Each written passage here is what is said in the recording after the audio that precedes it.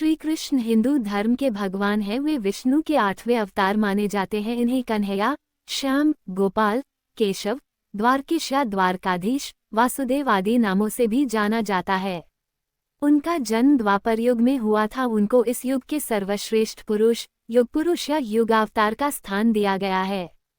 कृष्ण के समकालीन महर्षि वेदव्यास द्वारा रचित श्रीमद्भागवत और महाभारत में कृष्ण का चरित्र विस्तृत रूप से लिखा गया है। भगवद गीता कृष्ण और अर्जुन का संवाद है, जो ग्रंथ आज भी पूरे विश्व में लोकप्रिय है। इस उपदेश के लिए कृष्ण को जगत गुरु का सम्मान भी दिया जाता है। चलिए आपको बताते हैं कि भगवान कृष्ण का जन्म कैसे हुआ। कैसे हुआ भगवान कृष्ण का जन्म? कहते हैं कृष्ण का जन्म भाद्रपद मास में कृष्ण पक्ष में अष्टमी तिथि रोहिणी नक्षत्र के दिन रात्रि के 12 बजे हुआ था। कृष्ण वसुदेव और देवकी की 8वीं संतान थी। श्रीमद्भागवत के अनुसार द्वापर युग में भुजवंशी राजा उग्रसेन मथुरा में राज करते थे। उनका एक आतताई पुत्र कंस था और कंस ने अपने पिता को कार्ग में डाल दिया और स्वयं मथुरा का राजा बन गया था। उसकी एक बहन देवकी थी। देवकी का विवाह वसुदेव के साथ हुआ था।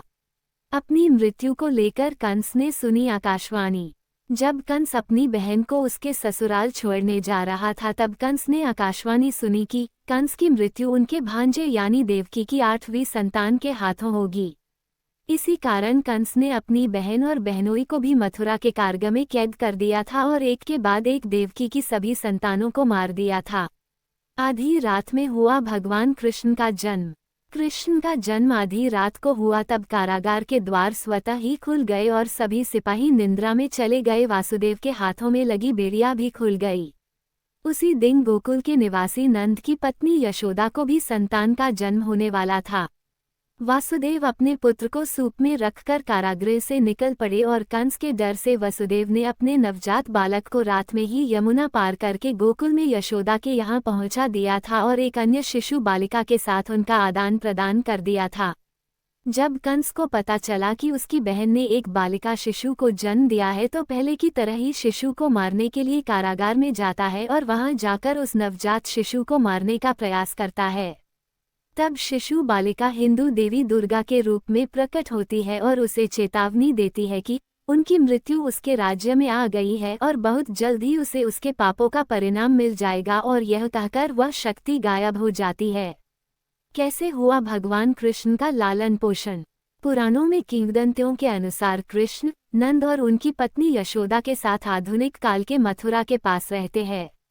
गोकुल में उनका लालन पालन होता है। यशोदा और नंद उनके पालक माता पिता थे और पौराणिक कथाओं के अनुसार कृष्ण अपने भाई बलराम और बहन सुभद्रा के साथ रहते थे। बाल्यावस्था में ही उन्होंने बड़े बड़े कार्य किए जो किसी सामान्य मनुष्य के लिए संभव नहीं थे। उनके जन्म के कुछ समय बाद ही कंस ने कृष्ण को मारने का आदेश राक्षसनी पूतना को देते हुए गोकुल भेजा, लेकिन श्री कृष्ण को भला पूतना कहाँ मार सकती थी, और पूतना द्वारा कृष्ण को स्तनपान कराने पर उन्होंने पूतना को काट लिया, जिसके दर्द के कारण पूतना मर गई।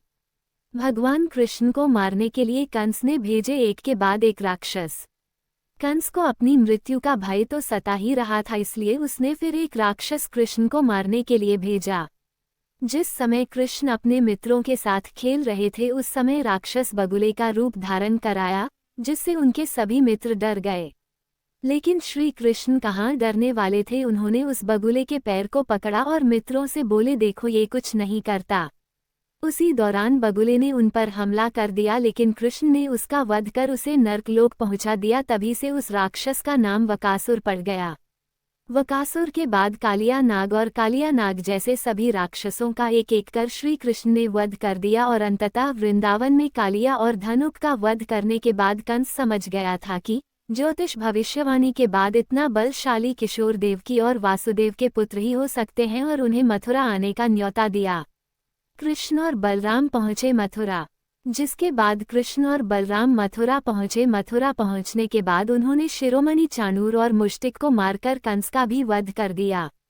कंस का वध करने के बाद पिता उग्रसेन को फिर से राजा बना दिया गया। इसके बाद में श्री कृष्ण ने सौराष्ट्र में द्वारका नगरी की स्थापना की और वहां अपना राज्य बसाया और पांडवों की मदद की, विभिन्न संकटों से उनकी रक्षा की। 124 वर्षों के जीवनकाल के बाद उन्होंने अपनी लीला समाप्त की। उनके अवतार समाप्ति के तुरंत बाद परीक्षित के राज्य का कालखंड आता है। राजा परीक्षित, जो कि अभिमन्यु और उत्तरा के पुत्र तथा अर्जुन के पौत्र थे, उसके समय से ही कलयुग का आरंभ माना जाता है। उम्मीद है कि आपको ये जानकारी पसंद आई होगी। अगर आपको वीडियो अच्छी लगी हो तो वीडियो को लाइक करें और चैनल को सब्सक्राइब करना ना भूलें।